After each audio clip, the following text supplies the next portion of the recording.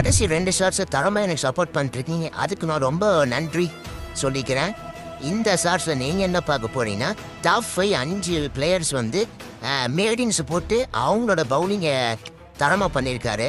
ஏன்னா இப்போ வர பேட்ஸ்மேன் எல்லாத்தையும் ஒரு 30 ரன் தான் அடிக்கிறாங்க. அதில் டாப் 5 பேட்ஸ்மேனை இந்த வீடியோவில் பார்க்க போகிறோம். மறக்காம சப்ஸ்கிரைப் பண்ணிட்டு பாருங்க.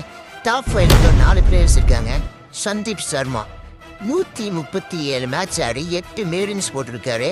அதில் அடுத்து குல்கர்னி 92 மேட்ச் ஆடி 8 மேரின்ஸ் போட்டிருக்காரு. லசித் மலிங்கா வந்து 122 மேட்ச் ஆடி 8 மேரின்ஸ் போட்டிருக்காரு. அப்புறம் நம் தி குட் அப்படின்னு அழைக்கப்பட்ட பும்ரா 145 மேட்ச் ஆடி 8 மேரின்ஸ். டாப் 4ல யார் இருக்கிறாருன்னா இர்ஃபான் பட்டான். இவர் வந்து 103 மேட்ச் ஆடி 10 மேரின்ஸை போட்டிருக்காரு. டாப் 3ல யார் இருக்காருன்னா ட்ரெண்ட் போல்டு. இவர் வந்து 120 மேட்ச் ஆடி 11 மேரின்ஸை போட்டிருக்காரு. டாப் 2ல யார் இருக்காருன்னா இவர் பேர் குமார் ஆமாங்க. அவர் முழு பேர் என்னது இல்லை கமெண்ட் பண்ணுங்க. 119 மேட்ச் ஆடி 14 மேரின்ஸை போட்டிருக்காரு. டாப் 1 வந்து ஸ்விங் கிங் என அழைக்கப்படும். அவர் பேரை சொல்ல மாட்டேன். அவர் வந்து 190 மேட்ச் ஆடி 14 மேரின்ஸை போட்டிருக்காரு. மறக்காம கமெண்ட் பாக்ஸில் ஒரு பேரை சொல்லிடுங்க நண்பர்களே. அடுத்து உங்களுக்கு ரோஹித் சர்மாவை பிடிச்சிருந்ததுன்னா ஒரு லைக்கை மட்டும் போட்டு விடுங்க. அது எங்களுக்கு மோட்டிவேஷனாக இருக்குது.